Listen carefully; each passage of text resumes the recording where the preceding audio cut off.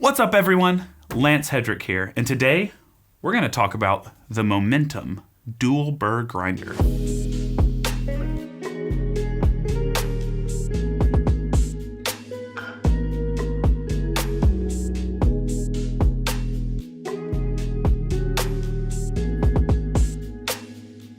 So this is the MOMENTEM grinder by I Am Not a Barista. Mickie set out to create a grinder that in his mind was perfect. So what this has inside is a dual burr system. You have a pre-breaking burr and then a finishing burr. All that really means is you grind the beans really coarsely to begin with, and then you re-grind them. And the idea behind it is for a more even particle distribution. Now, this has actually been something that has been practiced in Brewers Cup competitions for quite a few years. So what people had been doing originally is taking something like a Comandante and they would set it at a really coarse grind size, just like this. So this is out like 35, 40 clicks, maybe even more. I'm not quite sure. I just did a really heavy gap. And then what people do is they would grind their coffee at that grind size. They would take out essentially the massive boulders that it created, and they would blow the silver skin out. Then they'd regrind it. So the idea originally was to just remove the silver skin. And then over time, people realized it actually provided a more even particle distribution. So people over the years have continued to do this in order to both remove the silver skin and to make a more even distribution. So I'm going to go ahead and just demonstrate that really quickly. We're going to grind this really coarsely. I'll show you how easy it is to remove the chaff or the silver skin, and then we'll just regrind it, and you'll be able to look at the grounds. So give me a second. We'll get that going right now. Whoop. We're just going to toss it right in here and make a mess while we're at it, because it's on a Lance video if there's not a mess. And then we're just going to grind super coarsely. Then what you'll see is, because of how coarse we're grinding, that silver skin is just separating super easily. All right, so we got all that ground up. Now you're going to see what this looks like. Incredibly coarse. Ooh, that won't even stay. There we go. So as you see, these are just incredibly coarse. It's just like we took a mallet really to the coffee beans. All right. And now as you see, the silver skin, like all this right here, has just automatically separated. And since the majority are these bulky pieces of coffee, I'm able to just simply blow the chaff away. So as you see, all around here, we just have a ton of chaff that is collected. Now, normally what people do is they'll put this onto a sifter or something like that, and they'll blow and blow and blow until all the chaff is gone. But as you see right here, there's one little piece of coffee in there. But as you see, we just have a lot of chaff that we're able to remove. So obviously the intent is clear. You blow all the chaff away because that stuff tastes papery, drying, bitter, and then you just gather up the remaining grounds, all the stuff that isn't chaff. There's still chaff here because I'm not going to sit and play the trumpet on my table all day. Whoop, whoop, just like so. We're going to find this up. I have red clicks on this, so it's very mini clicks. All right, there we go. So a more appropriate setting. Dump those back in. And then we'll just grind one more time. So obviously it's much easier to grind this time around, because we've already done the pre-breaking of the coffee beans, and now we're just doing it to our desired size. And the idea is, of course, you get a more even particle distribution. So a lot of those potential boulders that would have happened had we ground just once are no longer, are not going to be there. So let me move some of this out of the way. We'll just take a look. This is still really coarse, but you get the idea. All right. So it's because of this idea of making a more even particle distribution that the MOMENTEM came out with this dual burr set. Also, you have like the Coffetech, their conical burr grinder has 2 burr sets in it, as well as there's another grinder that has a small cone that acts as a pre-breaker before going through flats. There's a new grinder coming on the market. I can't remember what it's called, but it's by Treefield, and it also has 2 grind settings. You have the cone burr for pre-breaking and flat burr for the final, for the finishing. for the finishing teeth.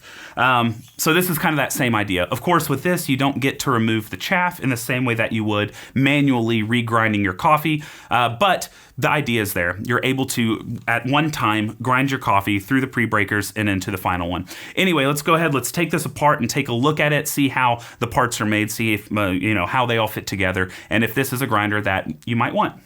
So first things first, let's go ahead and just take this handle off because I think this actually has a really novel idea. The knob is obviously detachable. So you take that off, click it back on. And then over here, this is what I really enjoy. So for the first time ever, I've never seen this in a grinder, you have the ability to adjust the length of the crank. So it's just like the idea of like a belt loop. You have the little holes here and you just put it where you want, right? And then you just screw it into place. And you have different varying levels of torque. So we're going to just put it into the longest one and boom. There we go. And of course, this plastic shield comes off just like so. Boom. So that is the handle. We're going to go ahead and just set these off to the side to show you all the pieces that are in this. Now at the bottom, we have our magnetic catch cup. Now this thing is incredibly powerful. I love magnets, and this is no exception. If you pull just straight, it's very difficult to pull off, okay? So the way I take it off is a slight twist. It comes off a lot easier, but it's just filled with loads of magnets, okay? In order to take it off, you really want to do that little twist. Otherwise, you could pull off the whole bottom burr, which I'll show you here in a second. At the very bottom, you have this little bit that comes off. This is so that you can put an O-ring and a mesh screen there to sift out fines of certain sizes. Of course, there's a fundamental flaw with sifting, which is if you have a 400 micron mesh, you can get 500, 600, 700 micron grounds through those holes if you shake long enough, because grounds are not spherical. They tend to be hot dogs or different sizes. So if you shake long enough, you're going to get bigger particles through than you want. So anyway, I don't like sifting, but it's there for people who do. And then what I think is a really novel idea is the very bottom has this little magnetic lid, like so, that just sticks right there. You can use it for the top. Now the idea is so that you can sift, but I like it in the same way that like the Weber Workshop's tumbler works, where you can homogenize your coffee grounds by shaking it over and over again. It's a great way to homogenize it because WDT and these different things, you can't really make the bottom layer into the top layer by just poking around. So this is a really great way to homogenize your grounds before you brew. So I really like this. I think that's a really novel feature, and it just sits there right on the bottom. So we have this set out. That's the catch cup. All right, next up we have the finishing burr set. So all you have to do for this finishing burr set is just pull. And so it's held on by these little retractable buttons right here. This right here connects to the axle above, which is right there, and that way they can move in concert. You essentially create a single uninterrupted axle. So let's go ahead and take this burr off so you can kind of see what it looks like. Okay.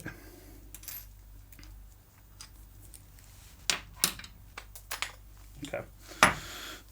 All right, so to get the bottom burr set off, you just have to remove this little screw. Then you have the bottom plate, bottom shear plate. And then here is the burr.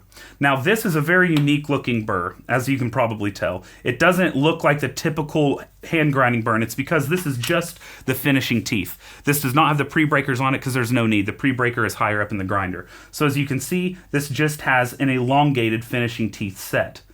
Now for comparison, but this is what the Mazzer 83mm looks like. So you have pre-breakers here, and then you have these long finishing teeth. The finishing teeth on the Momentum is as long as the finishing teeth on an 83mm burr set. Massive. I believe this burr is 40 mils, the one from the Momentum. But this is what a typical cone burr looks like as far as pre-breakers and finishing teeth. This is just fully finishing teeth. I've never seen a burr like it. And it's because they don't need pre-breakers on it. You've already pre-broken it before it gets there. So next we're going to take a look at this bottom axle, and again, like I said, it connects to the top, but it is separate, which is important to note. So I take off the spring, take off the washer that's above the spring, and then you're just going to push out that axle. But it is surrounded by two different bearings. So there are two bearings that are loaded on that bottom axle. So one goes up here on the top, and one goes down here on the bottom to maintain some of that alignment. So it's important that these bearings are there, of course, because there are so many working parts in this grinder. So this is what the little axle down there looks like. You push this through the top, the spring sits here, and the burr holds on right there at the bottom. And this is where the little screw goes into. All right, so then we have the actual collar of the burr right here. It's housed inside of this matte black piece, and then a little plastic, what feels like plastic. It's actually probably aluminum. All right, so to continue, we'll take out this pre-breaking burr. All right, so all you have to do to take that out is we'll put the handle back on to hold it in place, but then you just loosen it just like any other hand grinder. Come on off. There we go. So we have that top piece right here. Then we have its plate that holds the burr in place. And then, so we'll push that burr on out. It's on here pretty tight. The tolerances are super tight as far as the axle's connection to the burr. There we go. So we pull the burr out, which that's what it looks like. To be honest, I'm not sure why there are finishing teeth here. I think you could go without those. I think that just has a possibility of creating more fines than necessary. But anyway, that's what that pre-breaking burr looks like. Just a really small hexagonal design. And the idea, again, is just to pre-break the beans. So we'll put that there. Then, of course, we have a spring. And then we have a washer. And then, of course, 2 more ball bearings. Right here. And one on top. Okay. And then here's that other axle. So the idea is the 2 axles fit into place just like that. Now, this is obviously a worry of mine, is there is a little give here. You see that back and forth? So as you're turning it with that torque breaking the beans, I think there's a lot of potential for there to be a misalignment of that bottom burr specifically. The top burr, misalignment doesn't matter that much, honestly, like really at all, because you're just pre-breaking. That's not your desired size. And then you just have the chassis, just the body there. And you have the collar in here, which again, as I said, that the collar doesn't super matter for the pre-breaking. The geometry of it doesn't super matter. You're mostly just pre-breaking it. So again, that I'm not too worried about that. Then you have kind of a double, I can't really take this part off, but this is the upper adjustment for the top burr. And so there's 2 levels up here, one to control that and one to hold in the axle itself. But yeah, so you're able to control the coarseness and fineness of the top burr right here. For the lower burr, it's actually on the burr carrier itself, right there. All right, so that's quite a bit of pieces for a hand grinder, as opposed to something like the well-known Comandante. You have that bottom piece that emulates the piece here. You have the burr and a spring. Then, of course, you have the handle, the axle. Whoops, there goes a washer. It's one of the washers, and then there's the other washer. And then there are 2 bearings inside that stay in there pretty well. So this is just a 2-bearing chassis, whereas the Momentem obviously has 4 because it has 2 different axles that are combined, which I think is definitely necessary. And so, anyway, you have a massive difference there, whereas this is all the parts for the Comandante. This is the parts of the Momentem. All right, so now I am going to put this all back together real quick, and we'll have some concluding thoughts.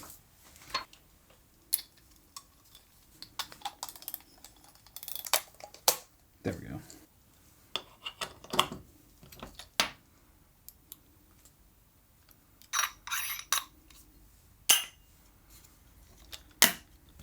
This is, I think, incredibly innovative and will be something that will continue into the future. I think currently the profile it's giving is not necessarily ideal for me and what I'm looking in for a cup.